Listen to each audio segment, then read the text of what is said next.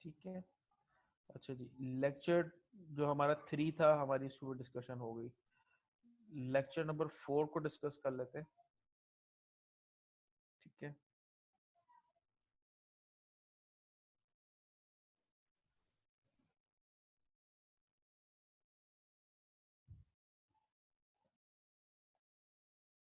आपको स्क्रीन नजर आ रही है? यस सर, आ रही है। जी सर। लेक्चर नंबर 4 के अंदर हम लोगों ने जो डिस्कशंस की थी वो हमने बात की थी कि जी जो हम डेवलपमेंट फेज के ऊपर आ गए थे। पहले हमने रिक्वायरमेंट्स के ऊपर काम किया, फिर डिजाइन फेज पे हमने डिस्कशंस की। डिजाइन डिस्कशन करने के बाद अब हम एक्चुअल डेवलपमेंट फेज के ऊपर आ गए थे। ठीक है। डेवलपमेंट फेज के अंदर हमने बात की थी कि यार क्वालिटी जो है ना रिक्वायरमेंट्स की, वो हम कैसे इंश्योर कर सकते हैं वाइल डेवलपिंग जी एप्लीकेशन। तो हमारी डिस्कशन उसके ऊपर हुई थी कि जी रिलायबिलिटी एक फैक्टर है जिसको हमें अकाउंट फॉर करना चाहिए। रोबस्टनेस जो है कि आपका सॉफ्टवेयर कितना स्ट्रांग है या बग फ्री है या आपके पास इस तरह की चीजें हैं, वो आप चीजें इंश्योर करा रहे होते हैं वाइल्ड डेवलपमेंट। ठीक है। यूजिबिलिटी के ऊपर आपकी बात हो रही, आपने बात की थी कि आया जो सॉफ्टवेयर आप डेवलप कर रहे हैं या जो एप्लीकेशन या पोर्टल आप डेवलप कर रहे हैं वो कितना यूजर फ्रेंडली है या उसकी यूजिबिलिटी कितनी आसान है। ठीक है। इसके ऊपर हमारी डिस्कशन हुई थी। फिर पोर्टेबिलिटी में हमारी डिस्कशन हुई थी कि मल्टीपल प्लेटफॉर्म्स के ऊपर या मल्टीपल मशीन्स की कॉन्फ़िगरेशन का फर्क है। तो वहां पर आपका सॉफ्टवेयर या जो आपकी एप्लीकेशन है वो किस तरह से रिएक्ट कर रही होती है। पोर्टेबिलिटी के अंदर हमने ये भी डिस्कशन की थी कि जी हम फ्रंट माइग्रेशन या रिवर्स माइग्रेशन जो है उसके ऊपर भी हमारी डिस्कशन हुई थी कि आया हम अगर आगे आने वाले वर्जन्स के लिए अपनी चीज़ों को कंपैटिबल कर रहे हैं वो तो चले ठीक है, क्योंकि उन वर्जन्स के अंदर कुछ डिफॉल्ट एलिमेंट्स ये भी एग्जिस्ट करते हैं कि पुरानी चीज़ें अकाउंट फॉर हो जाएं। ठीक है। या अगर नहीं है तो आप मिनिमल क्या अपग्रेड्स ला सकते हैं अपने कोड के अंदर जिसकी वजह से आप फ्रंट एंड जो माइग्रेशन है उसको ले जा सकें। सेकंड क्या चीज़ होती है कि आपकी एप्लीकेशन जो है वो पुराने वर्जन्स पे कितनी कंपैटिबल है। तो इसको रिवर्स माइग्रेशन कहते हैं। ठीक है। तो उस पॉइंट ऑफ व्यू से जो पोर्टेबिलिटी वाला एक एस्पेक्ट है वो हमारी डिस्कशन हुई थी। फिर हमारी बात आई थी कि जी मेंटेनेबिलिटी की। मेंटेनेबिलिटी ये होती है कि आप किसी भी इन्वायरमेंट में अगर आप काम कर रहे हैं तो वहां पर आपका जो सोर्स कोड है वो किस लेवल की उसके अंदर मेंटेनेंस की लचक जिसे कहना चाहिए या टॉलरेंस वो आपके पास अवेलेबल है। Software maintainability is defined as a degree to which an application understood repair or enhance. ठीक है। Software maintainability is important because it is approximately 75% of the cost related to a project. How many resources are being dedicated to supporting the code or it could be deleted or improved. So इस point से आप ये देखते हैं कि आपकी जो application आपने डेवलप की हुई है वो आया उसकी मेंटेनेंस कितनी आसान है। ठीक है। फिर हमारी एफिशिएंसी और परफॉर्मेंस के ऊपर बात आई थी कि एफिशिएंसी और परफॉर्मेंस हम कैसे इंप्रूव कर सकते हैं। ठीक है। सोर्स कोड की रीडेबिलिटी के ऊपर बात आई थी कि प्रोग्रामिंग स्टाइल्स किस तरह के होते हैं। इंडेंटिंग हो गई, कमेंटिंग हो गई, डिकम्पोज करके आप अपना कोड लिख रहे हैं, नेमिंग कन्वेंशंस को आप प्रॉपर तरीके से फॉलो कर रहे हैं फॉर वेरिएबल एंड क्लासेस। या आप इसलिए कर रहे होते हैं बिकॉज आपका कोड अगर आप खुद पढ़ रहे हैं तो शायद आपके लिए फिर आसान होगा, लेकिन आपको अगर पीयर रिव्यू करना पड़ता है या कोई चीज मेंटेन करना पड़ता है कि आप इस प्रोजेक्ट पे अब नहीं है लेकिन उसकी मेंटेनेंस अगर कोई और कर रहा है लेकिन अगर प्रॉपर तरीके से वो चीज डेवलप नहीं हुई तो देयर आर लाइकली चांसेस कि आपका जो रिलायबिलिटी सॉरी जो रीडेबिलिटी है कोर्स सोर्स कोड की वो कम है। ठीक है। तो ये हमारी बात हुई थी। एल्गोरिथम की कॉम्प्लेक्सिटी पे हमारी डिस्कशन हुई थी कि हम जो एल्गोरिथम्स डेवलप कर रहे हैं उनको उनकी कॉम्प्लेक्सिटी जो है हम किस तरह से इंश्योर करा सकते हैं। तो ये बेसिकली हमारा जो लेक्चर 4 था ये हमारे हमने इसके अंदर डिस्कस किया था। ठीक है। अब मैं लेक्चर 4 के बाद लेक्चर 5 पे आ जाता हूँ।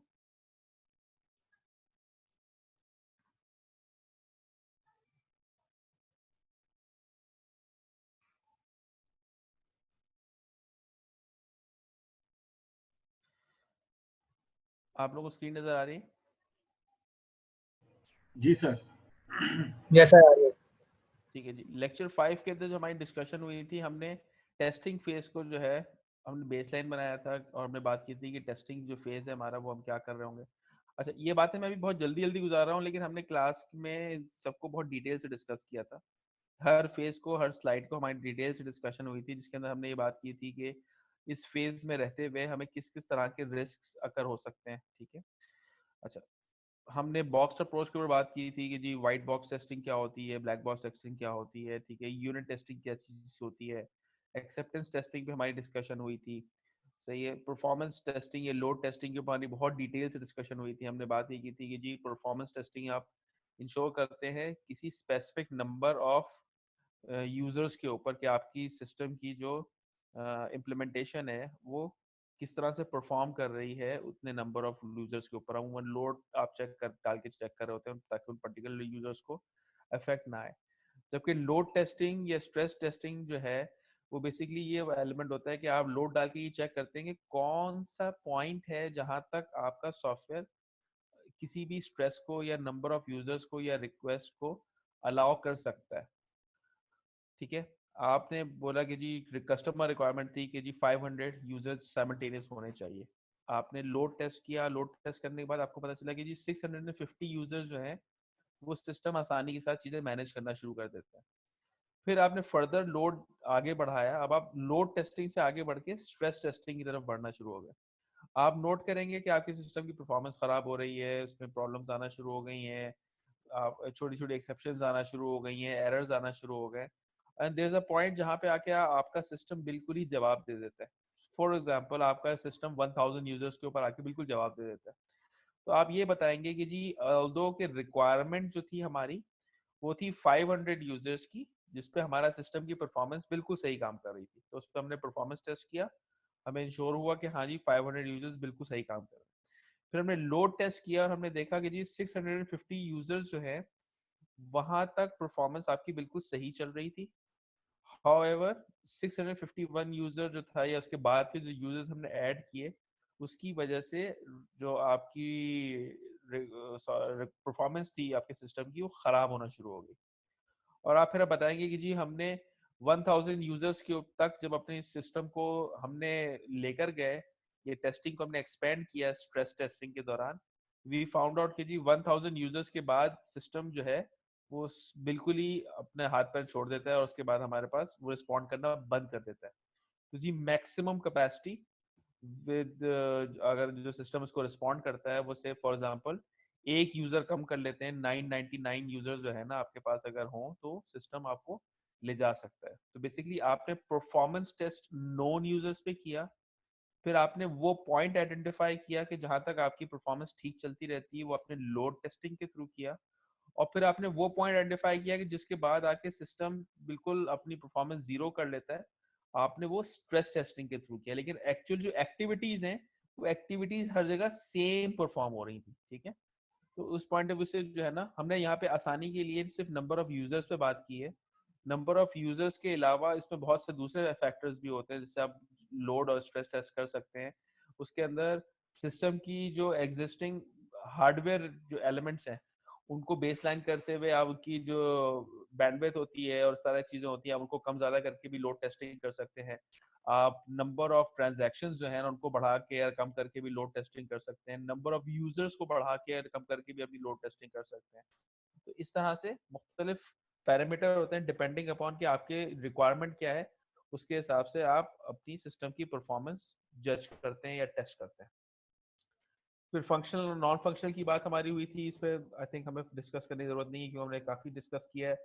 स्मोक और सैनिटी टेस्टिंग या कंपैटिबिलिटी टेस्टिंग या रिग्रेशन टेस्टिंग अभी थोड़ी देर पहले हमने डिस्कस किया था।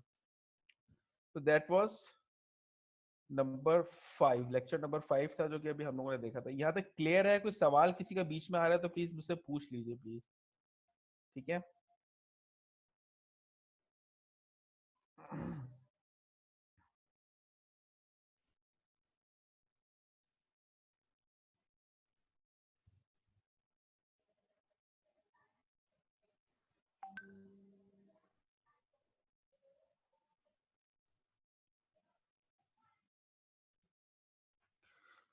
ओके, लेक्चर नंबर 6 आप लोगों को स्क्रीन नजर आ रही है? Yes sir. Yes sir. Yes sir आ रही। ओके जी, लेक्चर नंबर 6 के अंदर हम लोगों ने जो बेसिकली डिस्कशन की थी वो हमने, अब हम डिप्लॉयमेंट फेज के ऊपर आ गए थे कि हमने रिक्वायरमेंट फेज डिस्कस कर लिया, फिर हमने डिजाइन डिस्कस कर लिया, डेवलपमेंट डिस्कस कर लिया, टेस्टिंग डिस्कस कर लिया। अब हम डिप्लॉयमेंट या मेंटेनेंस फेज को डिस्कस कर रहे थे। तो डिप्लॉयमेंट के फेज के अंदर आप मल्टीपल टाइप की डिप्लॉयमेंट्स थी जो हमने डिस्कस की थी, कि जो हम ऑटोमेटेड डिप्लॉयमेंट भी कर रहे होते हैं, हम किसी न किसी चेकलिस्ट को भी इंश्योर करा रहे होते हैं। फिर आप बैकअप या रोल बैक की स्ट्रेटेजी भी लेते हैं कि यार अगर गॉड फॉरबिड आपने चीज को डिप्लॉय किया तो डिप्लॉयमेंट के दौरान अगर आपकी कोई प्रॉब्लम आ जाती है तो आप रोल बैक कर सकें, या बैकअप जो है उन चीजों को आप लेके आगे चल रहे हो। कुछ सॉफ्टवेयर होते हैं कुछ जहाँ पे जिनको बंद करने की आपको आप बर्दाश्त नहीं कर सकते, तो वहाँ पे कंटिन्यूस इंटीग्रेशन का एलिमेंट होता है। जैसे गूगल है, गूगल की तरफ से आपको ये मैसेज नहीं आता कि आपका जो जीमेल है वो इतनी देर के लिए बंद रहेगा बिकॉज हम मेंटेनेंस कर रहे हैं। वो चलते हुए सिस्टम के अंदर अपनी जो चेंजेस होती है ना वो इम्प्लांट करते हैं, ठीक है। इस तरह से कंटिन्यूस डिलीवरी हो गई, प्रॉपर कम्युनिकेशन आपको करनी पड़ती है विद योर क्लाइंट्स स्पेशली, या वो उन लोगों को जो यूजर्स हैं जो सिस्टम को यूज कर रहे हैं, ठीक है। ओके, डिप्लॉयमेंट की जो एक्टिविटीज थी हमने उनके ऊपर डिस्कशन की थी कि जी रिलीज क्या बला होती है, ठीक है। हमने इंस्टॉलेशन और एक्टिवेशन के ऊपर हमारी डिस्कशन हुई थी कि जी हम इंस्टॉलेशन और एक्टिवेशन करते हैं तो वो किस तरह से करते हैं, ये आप रीड आउट कर लेंगे तो आप लोगों को बहुत अंदाजा हो जाएगा। डीएक्टिवेशन जो है पुराने वर्जन्स की, वो आप किस तरह से करते हैं, ठीक है। अपग्रेड्स जो हमारे पास डिफरेंट आ रहे होते हैं, उन अपग्रेड्स को हम किस तरह से आगे लेके चलते हैं, ठीक है। कम्युनिकेट हम किस तरह से करते हैं। कुछ चीज़ें आप बिल्ट इन करते हैं कि आप सिस्टम आपके अंदर और अपने आप को पुराने वाले जो वर्जन हैं उसको नए वाले के साथ किस तरह से इंटीग्रेट हो रहा होता है। तो ये कॉन्फ़िगरेशन मैनेजमेंट के ऊपर हमारी डिस्कशन हुई थी कि कॉन्फ़िगरेशन मैनेजमेंट क्या चीज़ होती है। बेसिकली आप सिस्टम के अंदर हर वो चीज़ जो कि इम्पैक्ट डाल सकती है, आप उसको कॉन्फ़िगरेशन का एलिमेंट कहते हैं, ठीक है। उन कॉन्फ़िगरेशन एलिमेंट्स के इर्द गिर्द आप अपनी जो सॉफ्टवेयर होता है उसकी रिलीजेस को प्लान करते हैं। So configuration management is basically tracking and controlling changes. अब वो चेंजेस उन्हीं एलिमेंट्स के अगेंस्ट आ सकती हैं जो आपने पहले से आइडेंटिफाई किए होते हैं, और उस सॉफ्टवेयर के अंदर, ताकि आप उस चीज़ को प्रॉपर डिसिप्लिन के साथ चीज़ों को रोल आउट कर सकें। तो उसके अंदर एनालिसिस आ जाती है, इम्प्लीमेंटेशन आ जाती है, टेस्टिंग, रिलीज, मेंटेनेंस और प्लानिंग की एक्टिविटीज आ जाती है। SCM is something, version tracking जो है वो आप काम कर रहे होते हैं, ठीक है। फिर डिप्लॉयमेंट के अंदर जो डिफरेंट रोल्स हैं वो किस तरह से इन्वॉल्व होते हैं कि जी प्री प्रोडक्शन जो एनवायरनमेंट होता है उसके अंदर आपके जो एप्लीकेशन डेवलपर होते हैं, या जो बिल्ड या रिलीज इंजीनियर्स होते हैं, या रिलीज मैनेजर्स होते हैं, उनका रोल हो रहा होता है। डिप्लॉयमेंट कोऑर्डिनेटर्स होते हैं। जब पोस्ट जो प्रोडक्शन एनवायरनमेंट होता है, उस प्रोडक्शन एनवायरनमेंट के अंदर हर कोई अपनी चेंजेस अपने हाथ से नहीं कर रहा होता, तो you have proper system administrator जो कि प्रॉपर तरीके से उस एनवायरनमेंट को लेके चल रहा हो, डेटाबेस एडमिनिस्ट्रेटर जो इन चीज़ों को लेके चल रहा हो, रिलीज कोऑर्डिनेटर जो कि पहले भी था वो भी आ जाता है, प्लस ऑपरेशनल प्रोजेक्ट मैनेजर्स जो हैं वो भी उस रिलीज का पार्ट होते हैं, बिकॉज उनकी जिम्मेदारी होती है, they are the ones who are representing the development and quality assurance teams, जो कि आगे जाके इस प्रोजेक्ट के पार्ट बन जाते हैं। सो बेसिकली हमने रोल्स की डिस्कशन यहाँ पे की थी और उसके बाद हमने इसको क्लोज कर दिया था, ठीक है। तो ये दैट वाज लेक्चर नंबर 6, ठीक है। उसके बाद हम आ जाते थे लास्ट वाले लेक्चर के ऊपर जो हमने लास्ट डिस्कस किया था। ये सबसे लंबा तरीन लेक्चर था हमारा, ठीक है। इसको देख लेते हैं।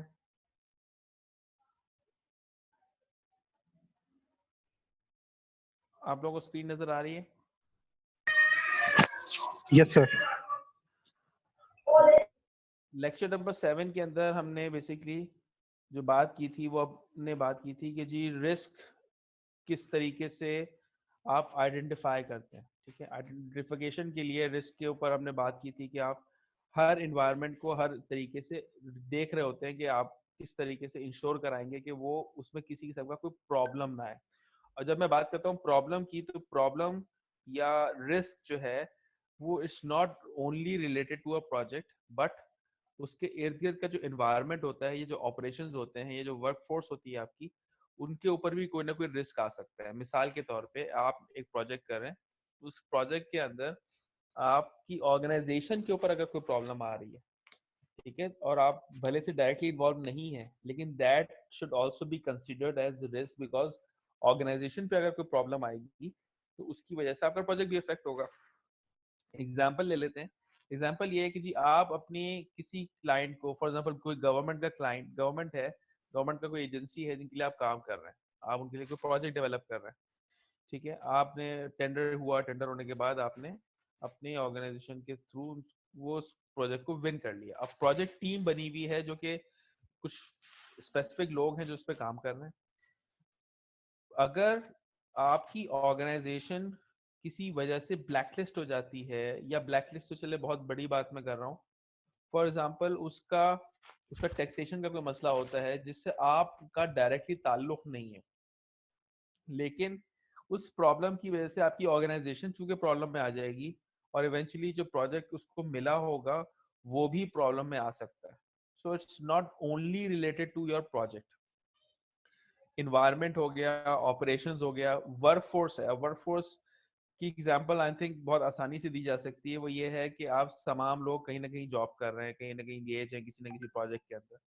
कोविड जो था, जिसकी वजह से आपका वर्क फोर्स इफेक्ट हो गया, आपके ऑपरेशंस इफेक्ट हो गए, उसकी वजह से आप लोगों की जो डेडलाइंस थी प्रोजेक्ट्स की, उसके अंदर चांसेस थे और बहुत जगह पॉसिबिलिटी है कि हो भी गया हो, प्रोजेक्ट्स के अंदर डिलेज आए होंगे और सारे मामला हुए होंगे कि भाई टीम जो है ना पहले एक साथ बैठ के काम कर रही थी, देन दे स्टार्टेड वर्किंग, जो है ऑफलाइन काम शुरू हो गया, घर से बैठ के काम करना शुरू हो गया, वर्किंग फ्रॉम होम वाला एलिमेंट स्टार्ट आ गया।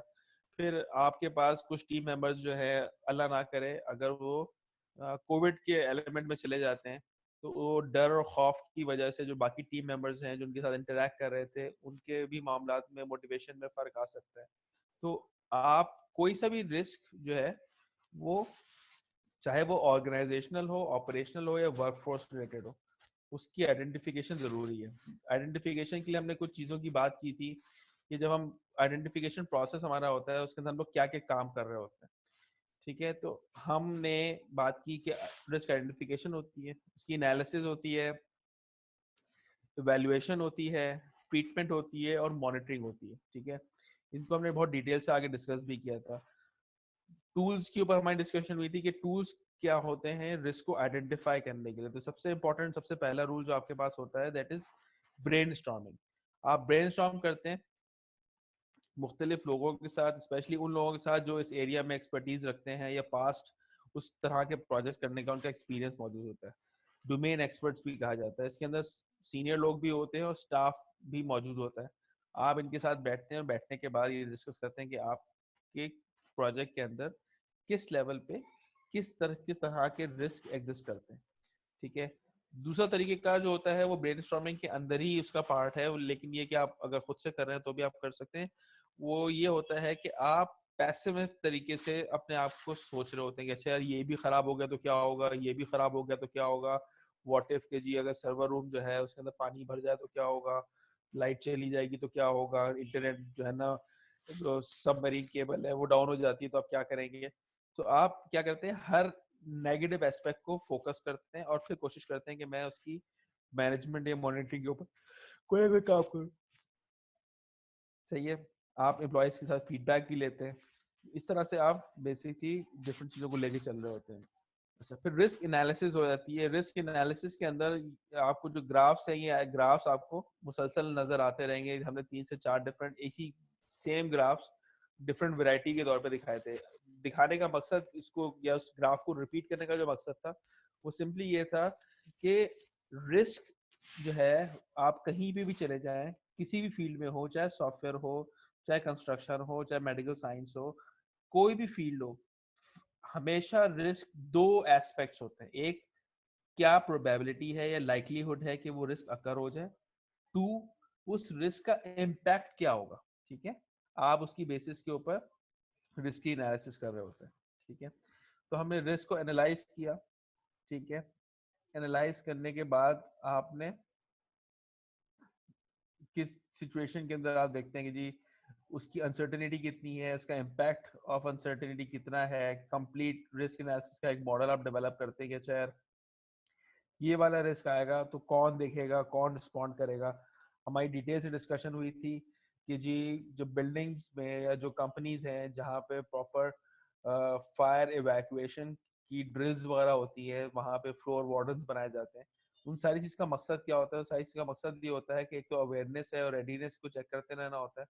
दूसरा एस्पेक्ट ये होता है कि आप उसका एक प्रॉपर प्लान बनाते हैं, मॉडल बनाते हैं कि यार इस तरह का अगर कोई रिस्क आएगा तो उसमें जिम्मेदार कौन होगा। बिकॉज जब सिचुएशन खराब होती है, उस सिचुएशन की खराबी के टाइम के ऊपर लोग पैनिक में आ जाते हैं, और जब पैनिक में आ जाते हैं तो सिचुएशन ये होती है कि आपके पास जो चांसेस है ऑफ एरर है वो बहुत ज्यादा बढ़ सकते हैं। तो आप उसके लिए प्रॉपर प्लान बनाते हैं, प्रॉपर मॉडल बना के काम कर रहे होते हैं, फिर उनके रिजल्ट्स को, वैल्यूएशन को चेक कर रहे होते हैं और इम्प्लीमेंटेशन देखी जा रही होती है। अच्छा, हमने फिर अगली बात ये की थी कि जी जब हम रिस्क एनालिसिस कर रहे होते हैं तो हमें अनसर्टेनिटी के जो लेवल्स हैं उनको डिफाइन करना बहुत जरूरी है कि ये अनसर्टेनिटी किस लेवल पे आ सकती है। दूसरी बात हमारी जो हुई थी ये थी कि हमने एस्टिमेट करना कि जी जो इम्पैक्ट है उसका इम्पैक्ट की अनसर्टेनिटी कितनी है, कितना नुकसान आपका हो सकता है। ठीक है, इसके एग्जांपल नीचे दी हुई थी, उसको पढ़ लीजिएगा, बहुत आसानी से समझ आ जाएगा। इसमें सबसे ज्यादा जो चीज आपको हेल्प करती है वो आपको आपका हिस्टोरिकल जो डाटा होता है वो हेल्प करता है कि आपके पास पास्ट में किस तरह के प्रॉब्लम्स आए थे, उनका इम्पैक्ट क्या हुआ था, जिसकी बेसिस के ऊपर आप फ्यूचर की या वो जो फोरकास्टिंग के जो एलिमेंट्स हैं उनको देख सकते हैं। ठीक है, रिस्क मॉडल की बात हमने कर ली कि आप बेसिकली एक पूरा मॉडल डेवलप करते हैं कि आपके पास अगर सर्टेन रिस्क आ जाए तो आपने किस तरीके से उसको लेके चलना है। एनालाइज कर रहे होते हैं रिजल्ट्स को। अच्छा, रिजल्ट्स को एनालाइज करने का मतलब होता है कि फॉर एग्जांपल जो आपने मॉडल बनाया, मैं एग्जांपल जो आपको दे रहा हूँ फायर इवैक्यूएशन की। अब एग्जांपल ये है कि जी आप हर महीने 15 तारीख को एक ड्रिल करते हैं। हर बंदे को पता है कि जी 15 तारीख को दिन के 3 बजे फायर ड्रिल होगी। तो जी अलार्म बजा तो बहुत से लोग ना, यार फायर ड्रिल हो रही है, बैठे रहो यार, काम करते रहो, कोई मसला नहीं। उन्होंने उस चीज को सीरियसली नहीं लिया। सपोज कर लेते हैं कि बिल्डिंग के अंदर एक 100 लोग मौजूद थे, 100 लोग मौजूद थे सिस्टम के हिसाब से, लेकिन फायर ड्रिल हुई, फायर ड्रिल के अंदर सिर्फ और सिर्फ 65 लोग बाहर आए, 45 लोग बाहर नहीं आए। इसका मतलब ये कि 45 लोगों ने आपकी उस अलार्म को सीरियस नहीं लिया कि यार ये तो फिर से ड्रिल हो रही होगी, क्या टाइम बर्बाद करना, जाना आना, काम कंप्लीट करते रहो, या जो भी मामला है। या आपने देखा कि जी लोग आ रहे हैं, टहलते हुए आ रहे हैं, हाथ में चाय लेकर आ रहे हैं कि अच्छा चलो ठीक है ड्रिल हो रही है, आना तो है बाहर। उन्होंने अपने आप के अंदर कोई जल्दी या इसके कुछ चीज नजर नहीं आई। तो आपने क्या किया, इन रिजल्ट्स को वेरीफाई किया, और रिजल्ट्स को एनालाइज करने के बाद आपको आइडिया हुआ कि यार कम्युनिकेशन ठीक नहीं है। अच्छा ठीक है, एक काम ये करेंगे, अब हमारी जो ड्रिल होगी वो हम रैंडम डेज में करेंगे। फॉर एग्जाम्पल कभी हम 11 तारीख को कर लेंगे, कभी 1 तारीख को कर लेंगे, कभी 25 तारीख को कर लेंगे, so that people don't take it कि यार ये तो हर महीने का खेल है। जब उनको पता ही नहीं होगा तो एक अनसर्टिनिटी का एलिमेंट होगा, तो लोग जल्दी भी आ रहे होंगे। दूसरा, आपने फ्लोर वार्डन्स बना दिए कि यार ये देखने के लिए कि अच्छा ठीक है, जो लोग जब अलार्म बजा तो लोग कितनी जल्दी बाहर आए। बिल्डिंग को फॉर एग्जाम्पल पर 10 मिनट में इवैक्यूएट हो जाना चाहिए था, लेकिन वो 10 मिनट की जगह 15 मिनट या 20 मिनट में इवैक्यूएट हो रही है। इसका मतलब ये है कि आपने एनालाइज करने के बाद कम्युनिकेशन इंप्रूव करेंगे, इस तरह काम करेंगे तो आप वो चीज को ले जा सकते हैं। और आपने उसी तरह से जो आपने एनालाइज किया था उसके सोल्यूशन की इम्प्लीमेंटेशन की बात आ गई।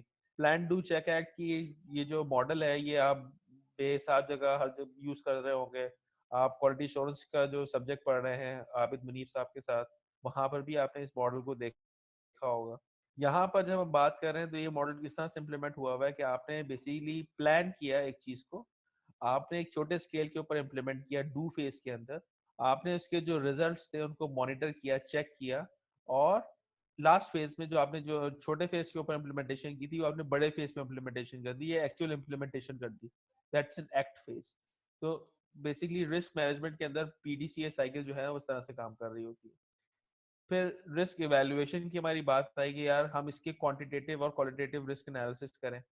वंस अगेन ये वही वाला चार्ट है, लेकिन यहाँ पे अगर आप देखें तो कुछ चीजें ऐड हो गई हैं कि जी लाइक्लीहुड कितनी है कि जी इम्प्रोबेबल है, प्रोबेबल है, या ये कितने परसेंट चांसेस है कि ये हो जाएगा या नहीं होगा। दूसरा आपने बात की कि जी अगर ये रिस्क अकर हो जाता है तो ये एक्सेप्टेबल है, टॉलरेबल है, अनएक्सेप्टेबल है, या इनटॉलरेबल है। ठीक है, डिजास्टर जो है उसकी तरफ कोशिश बढ़ जाती है। तो इसके बेसिस के ऊपर आप मुख्तलिफ रिस्क को चार्ट कर सकते हैं कि हाँ यार इस सिचुएशन के अंदर हमने क्या करना है। ठीक है, रिस्क इवैल्यूएशन को हमने बात की कि जी हम उसको 5 डिफरेंट स्टेप्स में लेके चल सकते हैं, जिसमें हमने बात की कि जी आइडेंटिफाई और एसेट्स जो है आपके पास उनको आपने आइडेंटिफाई कर लिया। फॉर एग्जांपल अगर मैं व्हाइट हाउस जो यूएसए के अंदर है, ठीक है, मैं व्हाइट हाउस की बात करूं तो व्हाइट हाउस जो जहाँ पे यूएस प्रेसिडेंट होते हैं, उस बिल्डिंग के अंदर सबसे इम्पोर्टेंट 2 जगहें होती हैं, ठीक है। उसके बाद दूसरी चीजों की बात आती है। एक उनका ओवल ऑफिस यानी कि जहाँ पे प्रेसिडेंट मौजूद होते हैं, ठीक है, ओवल ऑफिस होता है। दूसरा जो होता है उनका फैमिली बंकर है जो कि उसी व्हाइट हाउस की बेसमेंट के अंदर है, ठीक है। ये 2 जगहें होती हैं जो कि सबसे ज्यादा हाईली आइडेंटिफाइड एज प्रायोरिटी के ऊपर रखी जाती हैं कि जी रिस्क अगर कोई अकर होता है, खुदा ना खास्ता वहां पे कोई टेररिस्ट एक्टिविटी हो जाती है या कोई बॉम्ब प्लांट हो जाता है, कोई न्यूक्लियर आर्सेनल का मसला आ जाता है, तो ये वो 2 जगहें होंगी जहाँ पे सबसे ज्यादा सिक्योरिटी होगी, सबसे ज्यादा जो हाई प्रायोरिटी पे लिया जा रहा होगा। तो वहां पे किया क्या, उनके पास एसेट्स तो बहुत सारे हैं, बाहर का जो लॉन है वो भी एसेट है, प्रेसिडेंट की गाड़ियां हैं वो भी एसेट है, सेक्रेटेरियल स्टाफ जहाँ बैठा होता है वो भी एसेट है, लेकिन उन्होंने प्रायोरिटाइज कर लिया कि कौन सा एसेट है जो उनके लिए इंपॉर्टेंट है। अब वंस अगेन जब आप किसी अपनी ऑर्गेनाइजेशन की बात करते हैं तो हो सकता है आपके लिए जो आपके सर्वर्स हैं वो प्राइमरी एसेट्स हो, तो आपने उनको सब चीजों को प्रायोरिटाइज करना है। प्रायोरिटाइज करने के बाद आपने उनको लोकेट करना है, लोकेट करने के बाद आपने क्लासिफाई करना है इनटू डिफरेंट कैटेगरीज के। यार अगर मैं डेटा की बात करता हूँ तो आया वो कोई पब्लिक इंफॉर्मेशन है, सेंसिटिव इंफॉर्मेशन है या नॉन सेंसिटिव इंफॉर्मेशन है, वगैरह वगैरह। उसके बाद आप कहते हैं कि जी perform a threat modelling exercise. आपने क्या किया, उन तमाम एरियाज को जो आपने एसेट्स के अंदर आइडेंटिफाई किए थे, कैटेगराइज किए हुए थे, आपने उनके अंदर आइडिया किया कि अच्छा इसमें कौन कौन से रिस्क अकर हो सकते हैं, ठीक है। अब मैं अगर व्हाइट हाउस की बात करूं तो आपने बोला कि जी वहां पर बाहर जो है कोई टेररिस्ट एक्टिविटी हो सकती है, तो भाई अंदर प्रेसिडेंट को और उनके स्टाफ को कैसे बचाए। भाई काम करते हैं, जो ग्लासेस है ना वो हम उनको जो है ना बॉम्ब प्रूफ ग्लासेस, जो विंडोज है हम उनको बॉम्ब प्रूफ बना देते हैं मिसाल के तौर पे, ठीक है जी। हम एक काम ये करते हैं कि जी उनकी जो दीवारें हैं वो बाहर से देखने में जैसी भी लग रही हो, लेकिन हम अंदर से जो है ना वो मेटल की या लेड की दीवार बना देंगे, ताकि अगर खुदा ना खास्ता कोई ज्यादा बड़ी एक्टिविटी हो तो न्यूक्लियर जो रेडिएशन है वो रेडिएशन उसके अंदर से पेनिट्रेट ना कर सके, वगैरह वगैरह। तो आपने क्या किया, आपने परफॉर्म की मॉडलिंग एक्सरसाइज और उसके बाद आपने डेटा को सामने रखते हुए उसके ऊपर प्लान को इम्प्लीमेंट कर दिया, ठीक है।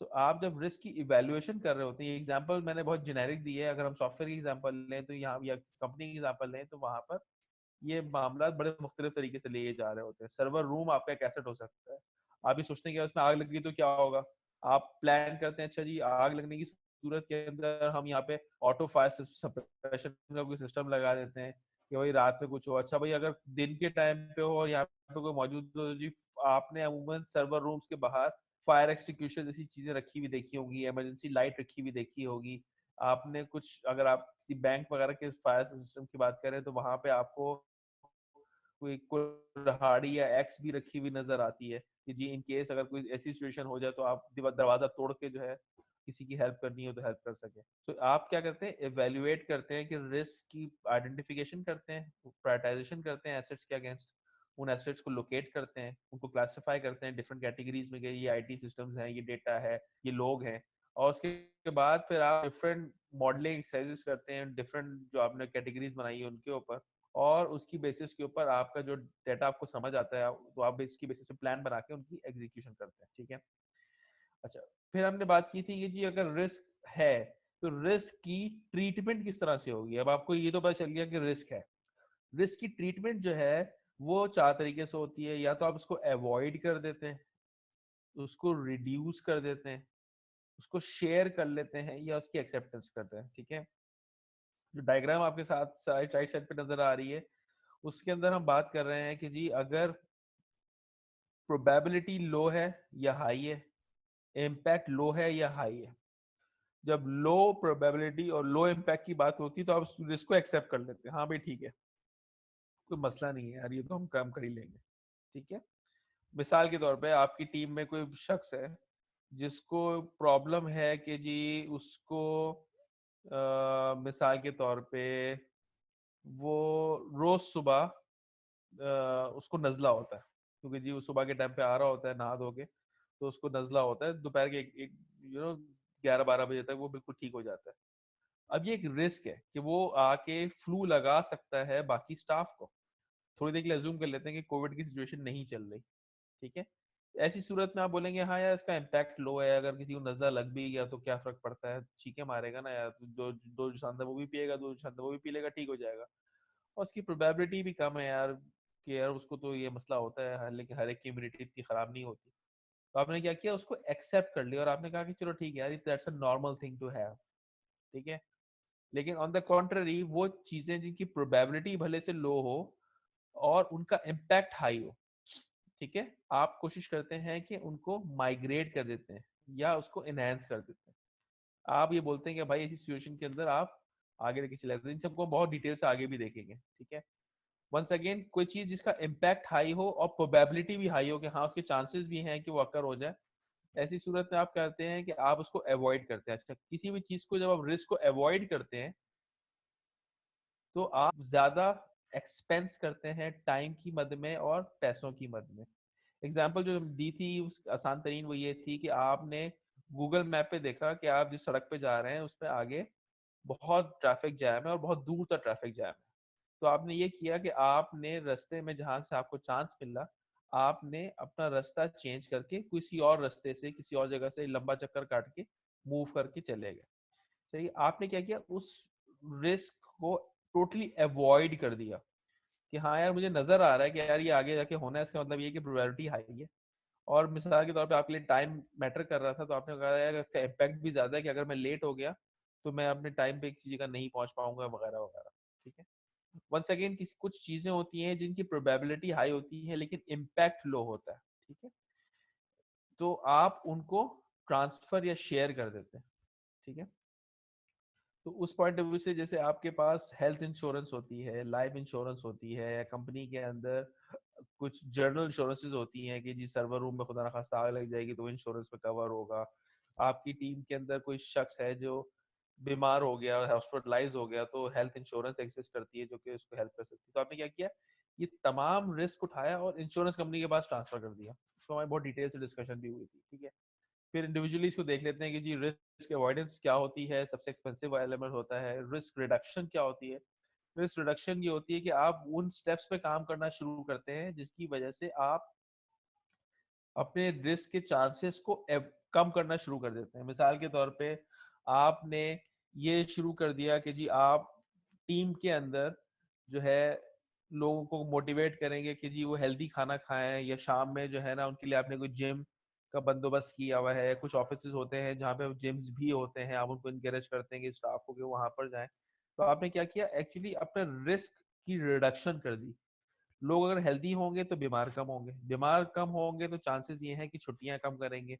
इवेंचुअली जिन चीजों पे वो काम कर रहे हैं उनकी डिले के चांसेस कम हो जाते हैं, और क्योंकि उनकी हेल्थ मेंटेन हुई भी होती है। तो आपने ये सब क्या किया, रिडक्शन कर दी। तो हम उन ऑफिस में जो आप देखते हैं कि यार जो गेमिंग जोन बने हुए होते हैं या जिम्स बने हुए होते हैं, कंपनी आप लोग को एहसान नहीं कर रही है, वो टेक्निकली स्पीकिंग अपने उस रिस्क को कवर कर रही है।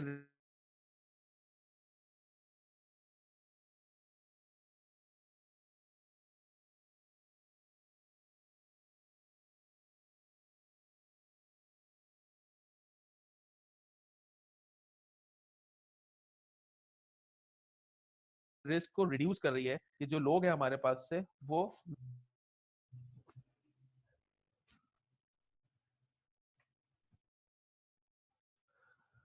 उसके बाद रिस्क शेयरिंग की बात आ जाती है, इसमें आप इंश्योरेंस कर रहे होते हैं, सेल्फ इंश्योरेंस या माइग्रेशन की बात आ रही होती है, कमिटमेंट की बात आ जाती है। ये आप लोग पढ़ेंगे, आपको डिटेल से उसका आइडिया ये हो जाता है। अच्छा, एक्सेप्टेंस की बात आ जाती है कि जी कौन से रिस्क होते हैं जिनको आप एक्सेप्ट कर सकते हैं, ठीक है। अमूमन वो रिस्क जिनका इम्पैक्ट और प्रोबेबिलिटी, वंस अगेन देखें ये चार्ट जो है ना, ये वंस फिर वही लाइकलीहुड या प्रोबेबिलिटी और इम्पैक्ट के ऊपर बात कर रहा है।